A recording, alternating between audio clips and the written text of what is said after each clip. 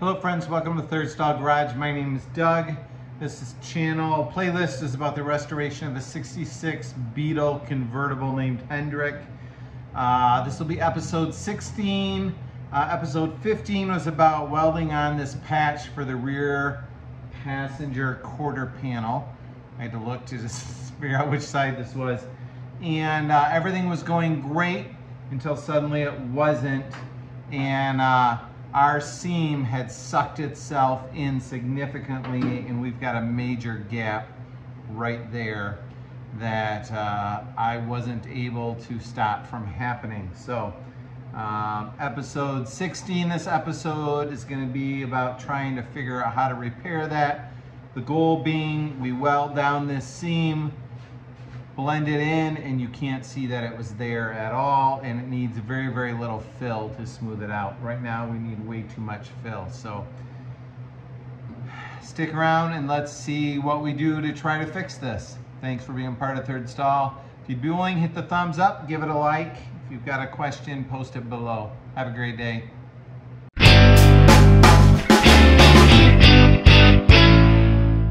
Since last episode, I've been doing a lot of reading, watching other videos, asking questions, and there's definitely things that I would do differently next time.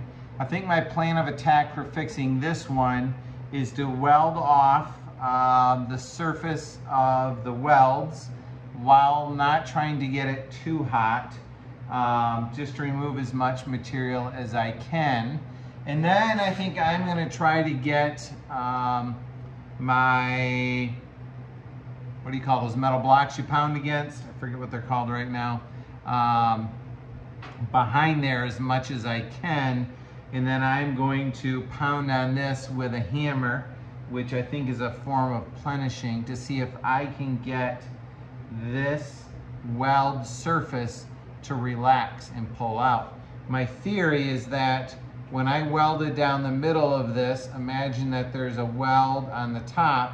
As that weld cools, it tries to suck in as it shrinks, which ends up pulling the metal down, thus giving me a valley. So if I can grind the top of that head off and then planish it with that block and hammer, then dolly, there we go, block and dolly. Maybe I can get that surface to relax and stretch a little bit, which will allow it to come back out. If that doesn't happen, I think I'm going to need to recut these open, which will give me a much larger gap to fill. But if that's what I got to do, it's what I got to do. So I'm going to get started with a grinder. Yay, more grinding.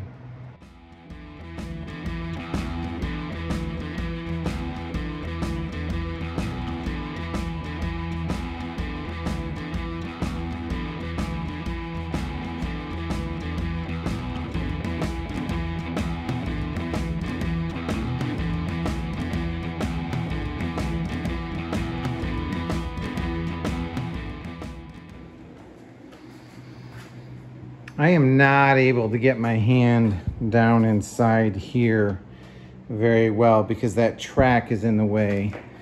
And that track is held on with 2 Phillips head screws and a nut down here. So I'm going to take that out. In order to get that out, I have one of these impact drivers that I just hooked up to a whole bunch of extensions to pound on that, and it's not focusing very well, but you can see I've gotten those screws started. So I'm assuming this one down here will be fairly easy. Then we'll be able to pull that track out and have better access to get the dolly back there.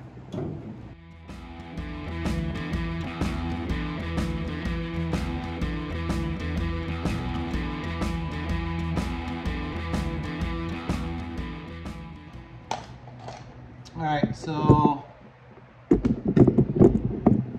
let's get you in here.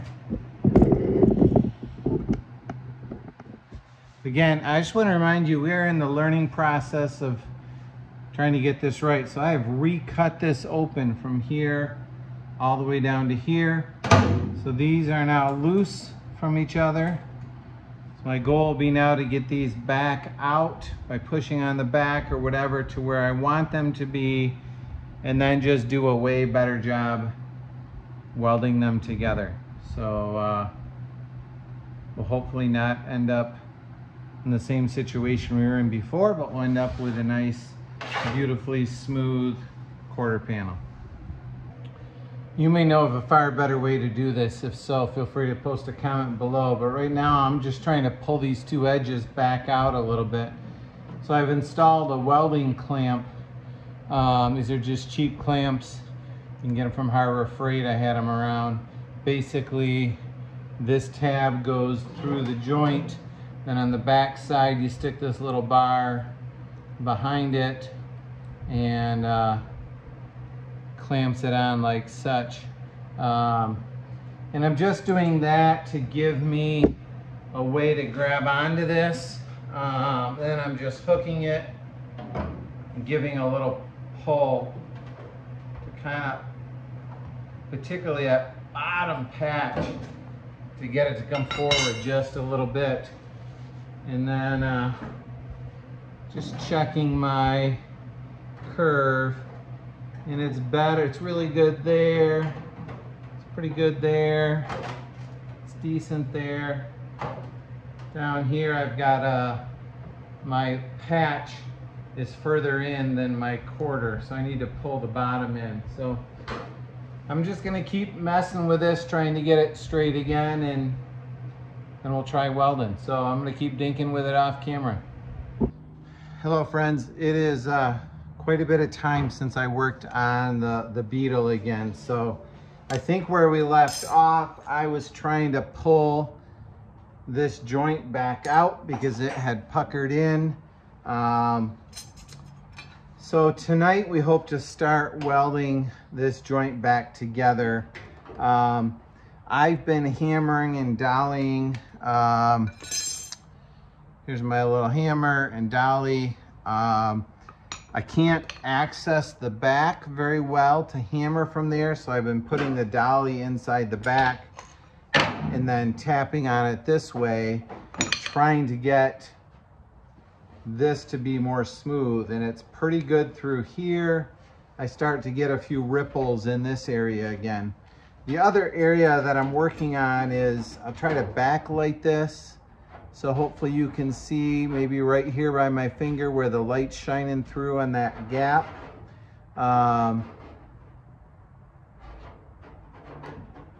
There we go. So you can see a little bit of a gap right here.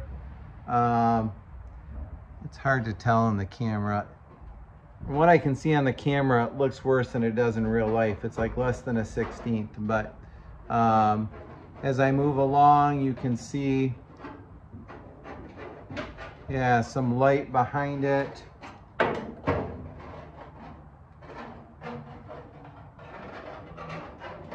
The long and the short of it is, this has got to come out, I think, just a little bit yet. I've also got a little bit of a bump here and a little bit of a bump down here that I want to try to hammer and dolly a little bit smoother. And then we're going to start putting some tack welds on there, but I'm going to do it differently than I did last time. So let's go back to the hammering and dollying, and then we'll try to see if we can get the guts to start welding again. All right, here we go. In here, I can do that because basically it's sitting on the ground. I don't have to hold it up.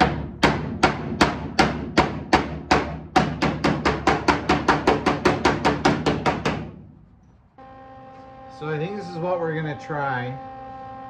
We've hammered and dollied all along this edge so that it's pretty close. Let me move it so maybe you can see a little better. And then we've kind of determined that this spot is one of our best contours. It's fairly straight down here, and then gently the curve starts up top, and our two surfaces are fairly flat. Dale is behind it with a copper plate pushing forward. We took a wire brush and kind of deburred the back side so that the copper plate would hold it flush. And so I'm gonna try to put a weld right here. We're gonna let that cool ambiently. We're not gonna cool it fast so that it doesn't harden, it doesn't shrink any more than it needs to. And then we're going to grind the surface of that weld. Sorry, you can't see because of the light. We're gonna grind the surface of that weld. We're also gonna hammer and dolly this back to the arc that we want it to be before we put any second weld on. And once we get a good one here, we'll move to another spot and try to get a good one. And then maybe another spot. It's gonna be really slow at first. Hopefully, eventually we'll have enough spots through slowly welding it, letting it cool, grinding it, and then hammering and dollying or plenishing it, that this weld will, this joint will stay where we want it to be. So Dale's got that one in place. I'm gonna put a weld on there.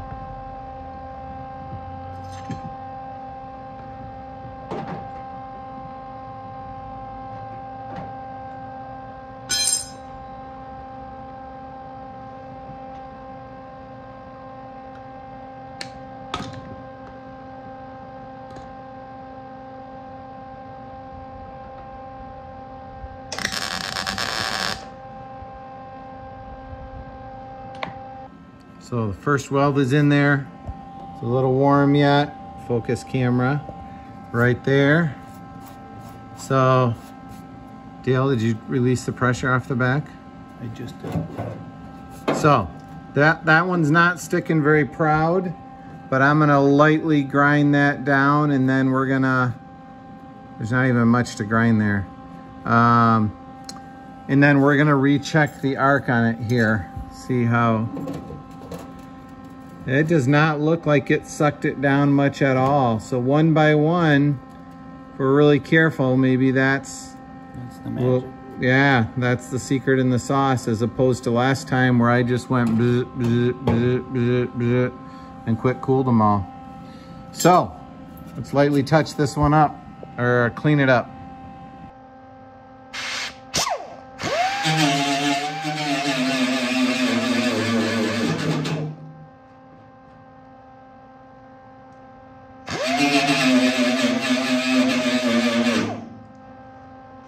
All right, so the second weld is in,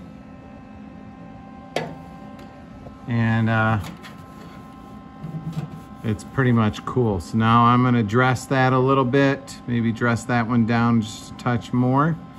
And then we're gonna put the straight edge on it and see how it sits and see if we need to hammer and dolly it in place.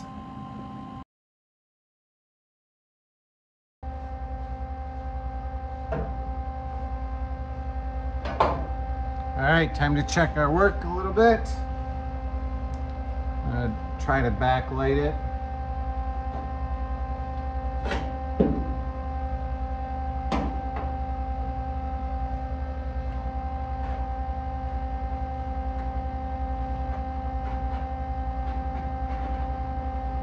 So I think it did pull just a little bit.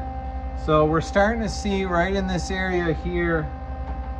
Sorry, that light is totally, so right through there, you can just see a little bit of a gap. Realistically, that's,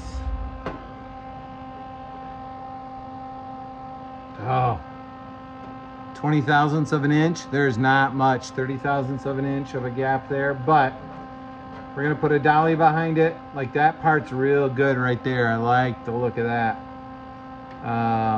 So we're gonna try to dolly that one out and see if we can get it to sit just a little bit better. 3 welds are in, 1, 2, 3. And this area right here is staying nice and flush. Now we're gonna move down a little further. Put a light behind there. Let me see how to get this. There we go. That looks pretty good, pretty good. Then we get to this spot and you can see how the, it's hard to see, but if I push on it slightly, right there, the light kind of diminishes. So we're gonna hold it flat like such, and I'm gonna put a tack weld in.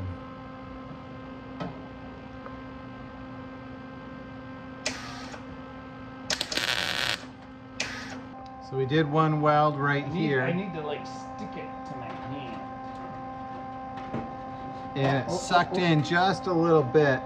So Dale's trying to hold the dolly behind it on the backside. He's having trouble. It's hard to get good help these days. I just keep sticking my little scale through here and poking his hand so he knows where I want him. Then he keeps dropping the dolly, which isn't helpful. I think he's trying hard not to use naughty words. Naughty word, naughty word.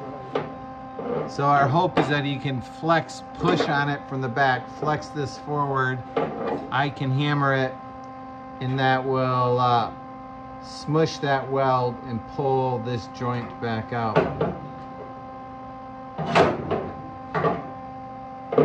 How's it going there, Dale? Poorly. Oh. I might have found the right hand position here.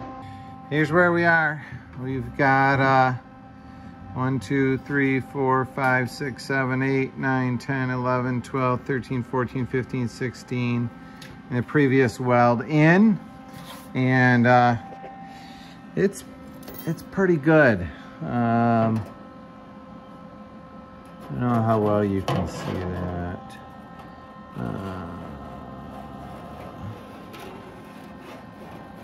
Kind of all the way down. Little gap there. Pretty good again. All the way to the end. We do have a little gap this way. If I run the ruler from the bottom here all the way up, this is a little low. Here it's good. And we get a little bit of a low spot there. And then it's good again. So we are thinking of maybe getting a dent puller and trying to pull this section out, because this area here is just a little bit low. But next we're going to work on just slowly filling this in, keeping it cool, grinding it down slowly, checking it for flatness, and we'll show you when we're done.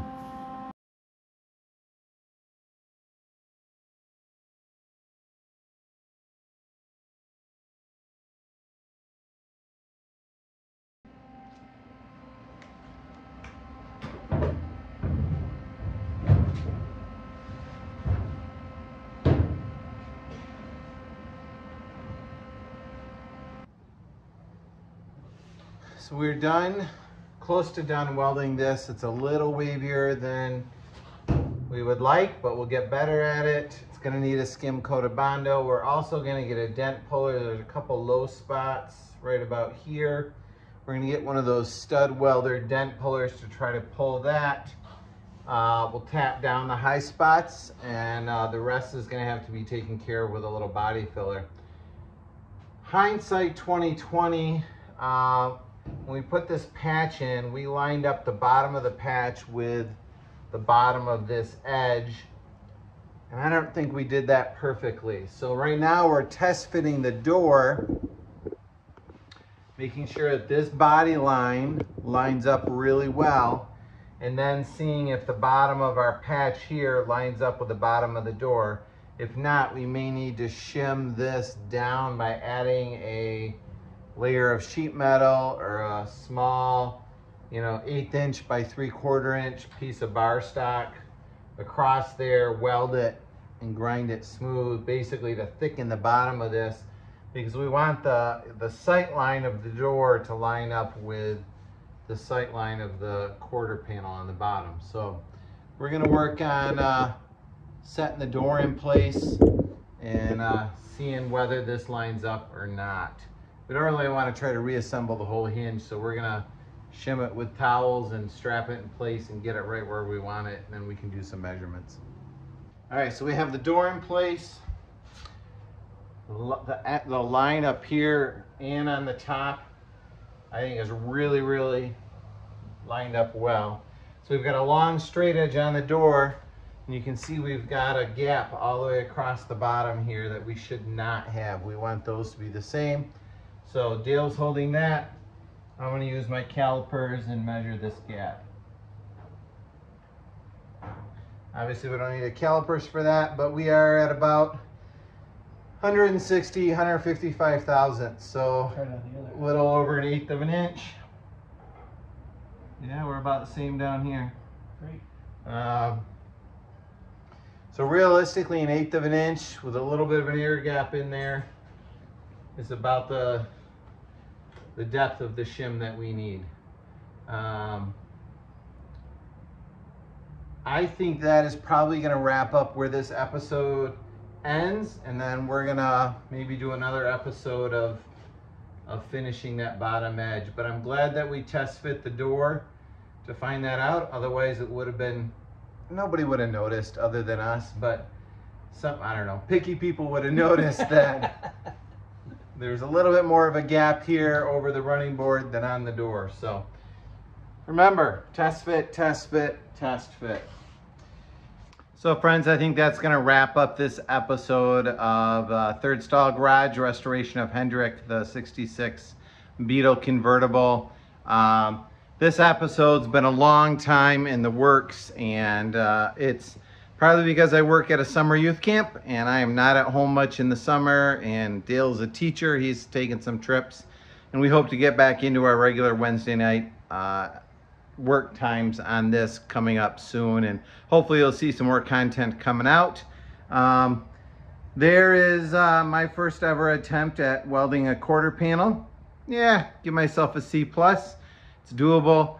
We will soon have a chance to do better on the second side, and we want to get better and learn how to do this better because we're now on the exterior of the car where people will see it. So stay tuned. Soon we will start tackling the shim on the bottom of this to make that look right. Thanks for being part of the Third Stall Garage. Have a great day.